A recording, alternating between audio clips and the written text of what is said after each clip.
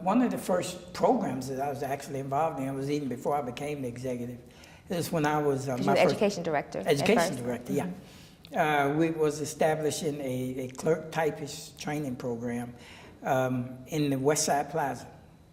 But before we got the West Side Plaza open, we ran it in the Salvation Army downtown. And we trained a lot of women. Most of the women who we trained and helped to get in jobs came from across the street in Charlotte Court.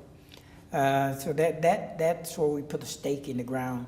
And Charlotte Court was a subsidized housing project right across the street.